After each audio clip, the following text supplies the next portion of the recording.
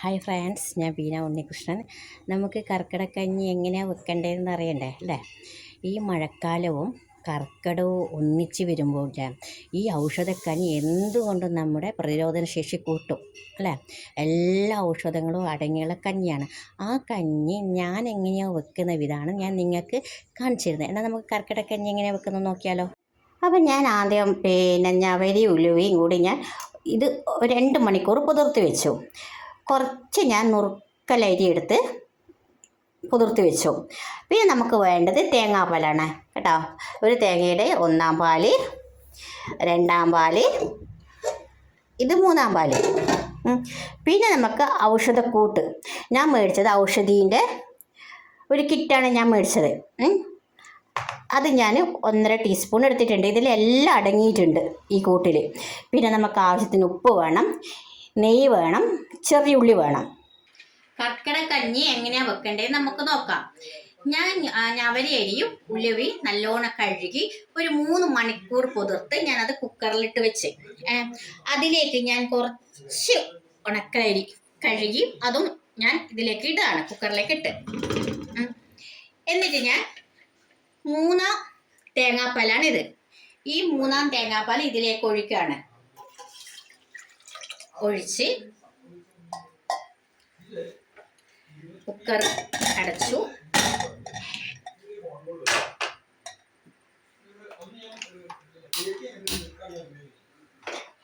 നമുക്കൊരു 3 വിസിൽ വരെ വെയിറ്റ് ചെയ്യാം.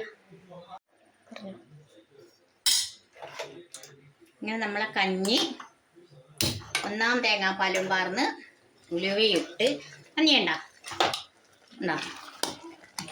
ഇങ്ങനെ ഉണ്ടാവും കഞ്ഞി. നമ്മൾ നല്ലൊരു കൊഴുപ്പ് ഇതിൽ വന്നില്ല.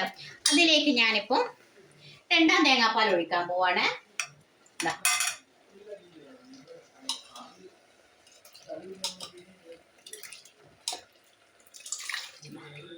2-ാം തേങ്ങാപ്പാൽ ഒഴിച്ചു. ഈ 2-ാം തേങ്ങാപ്പാൽ ഒഴിച്ച് ഇളക്കിക്കൊണ്ടിരിക്കുമ്പോൾ തന്നെ നമ്മൾ എന്ത് ചെയ്യണമെന്ന് വെച്ച് കഴിഞ്ഞാൽ ആയുർവേദ കൂട്ടുപൊടി അല്ലേ, ഞാൻ ഈ പൊടി ആണ് മേടിച്ചത്.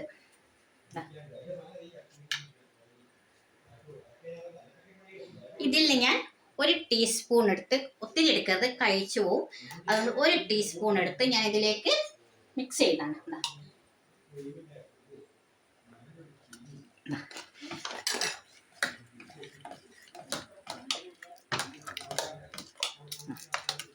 ഇതൊന്ന് തിളച്ച് വരണം.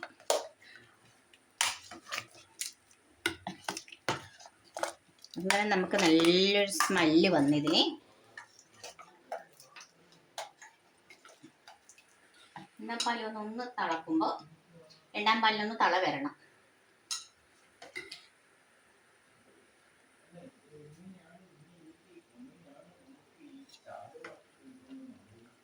കണ്ടോ, 2-ാം പാൽ വെച്ച് നമുക്ക് തിളക്കുമ്പോൾ ഒരു കൊഴുപ്പ് രൂപത്തിൽ വന്നേണ്ട.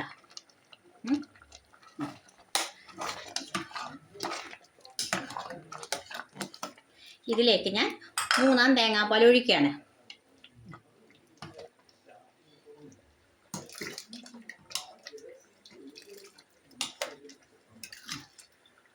ഇതിലേക്ക് ഞാൻ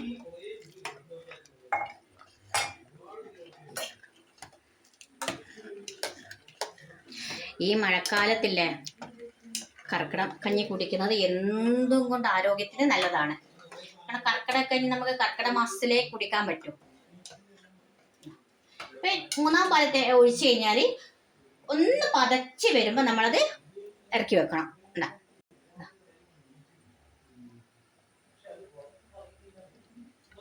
ഒരു പത വരുമ്പോൾ ഞാനിതിനെ മാറ്റി ഇവിടെ വെക്കാം.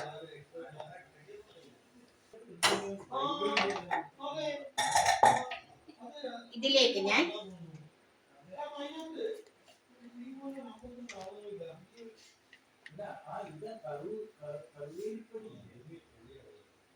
നല്ലോണം ചട്ടി നല്ലോണം ചൂടായി കഴിഞ്ഞാൽ നമുക്ക് കുറച്ച് നെയ്യ്,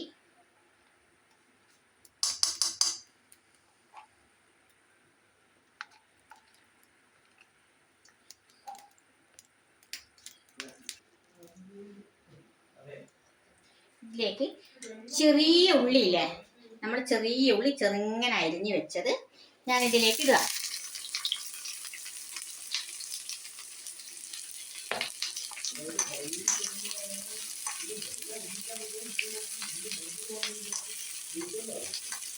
ഇതൊരു ബ്രൗൺ കളർ വരുന്നവരെ വഴറ്റണം. ഒരു ബ്രൗൺ കളർ വരുന്നവരെ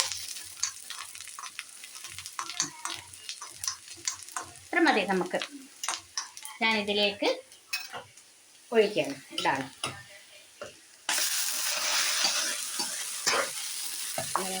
ഇതിലേക്ക് ഇനി ഞാൻ വേണ്ടത് കുറച്ച് ഉപ്പ്.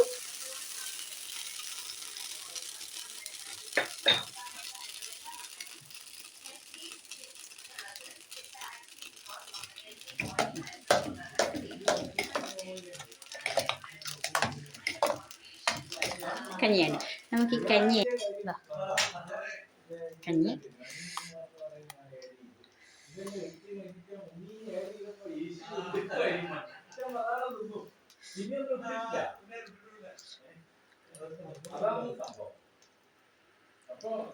നല്ല ടേസ്റ്റ്.